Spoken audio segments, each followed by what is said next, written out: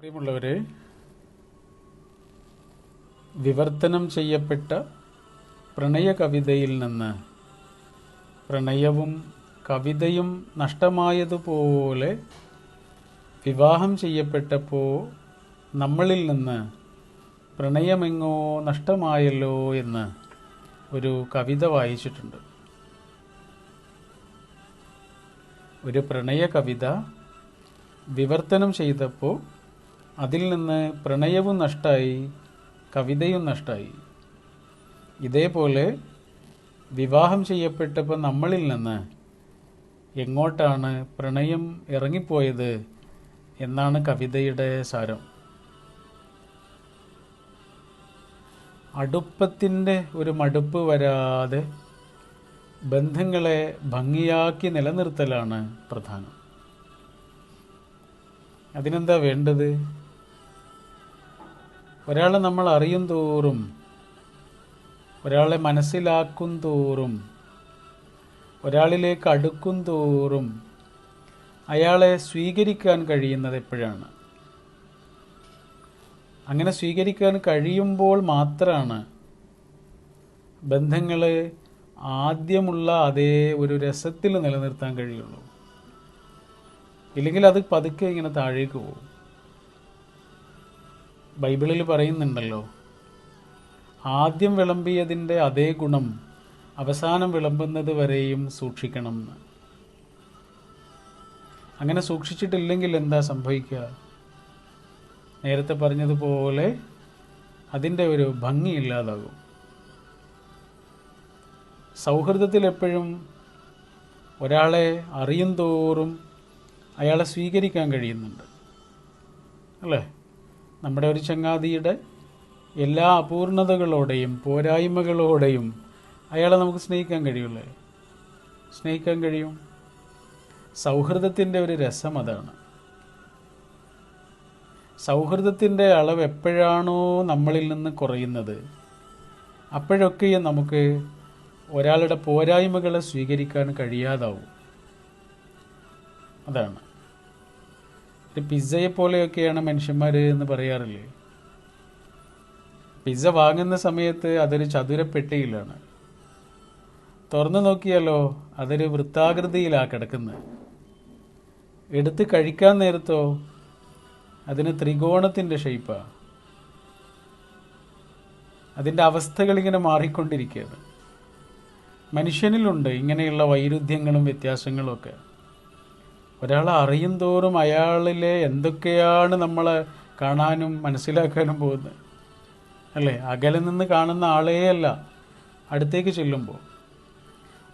ചെല്ലുമ്പോഴും ഒരുമിച്ച് കഴിയുമ്പോഴും കൂടുതൽ നമ്മൾക്ക് അയാളെ മനസ്സിലാക്കും തോറും, അയാളെ അക്സെപ്റ്റ് ചെയ്യാൻ കഴിയുമ്പോൾ, അയാളെ സ്വീകരിക്കാൻ കഴിയുമ്പോൾ മാത്രമേ ബന്ധങ്ങളിൽ രസം ഉണ്ടാവുള്ളൂ. നമ്മൾ ആളുകളിൽ പെർഫെക്ഷൻ തിരയാൻ നിന്നാൽ നമുക്കൊരിക്കലും സന്തോഷിക്കാൻ കഴിയില്ല, നിരാശപ്പെടാൻ മാത്രമേ കഴിയുള്ളൂ. കാരണം പെർഫെക്ഷൻ ഇല്ല ഈ ലോകത്ത്, ഒന്നിലുമില്ല. ഇതൊക്കെ ഉണ്ടാക്കിയ ആൾക്ക് മാത്രമേ പെർഫെക്ഷൻ ഉള്ളൂ. ബാക്കി എല്ലാത്തിലും അയാൾ ചില പോരായ്മകളെ ബാക്കി വെച്ചിട്ടുണ്ടാവും. അത് അയാളുടെ ഒരു കരവിരുതാണ്. അപ്പം മനുഷ്യരെ സൃഷ്ടിച്ചവനിൽ മാത്രമേ പെർഫെക്ഷൻ ഉള്ളൂ. അല്ലാത്തതിലെല്ലാം മനുഷ്യനിൽ തീർച്ചയായും ഒരുപാട് അപൂർണതകളും പോരായ്മകളുണ്ട്.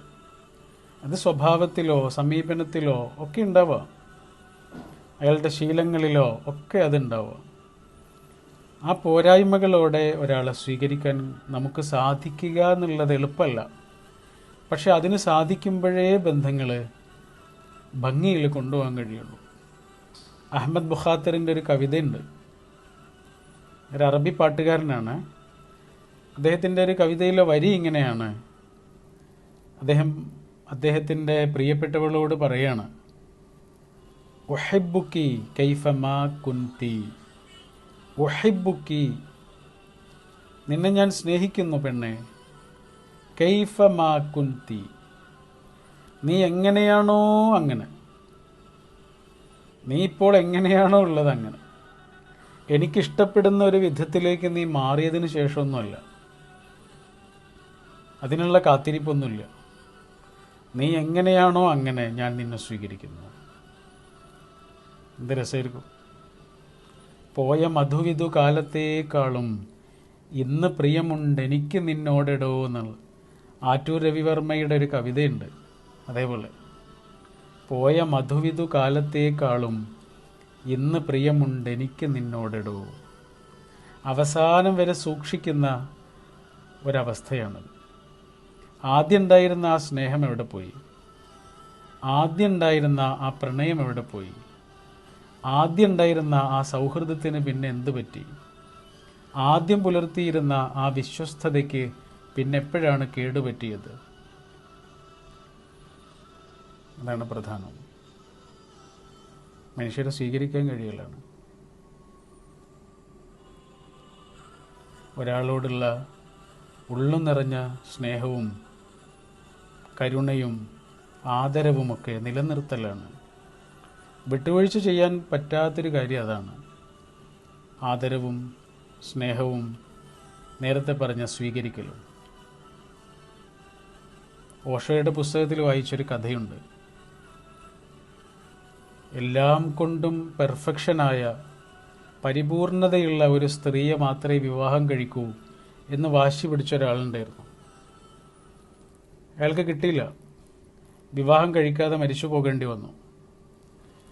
ഇങ്ങനെ മരിക്കുന്ന നേരത്ത് ആരോ അയാളോട് ചോദിക്കുന്നുണ്ട്, ഒരിക്കൽ പോലും എല്ലാം കൊണ്ടും ഒത്തിണങ്ങിയ പരിപൂർണതയുള്ളൊരു സ്ത്രീയെ നിങ്ങൾ ജീവിതത്തിൽ കണ്ടില്ലേ എന്ന്.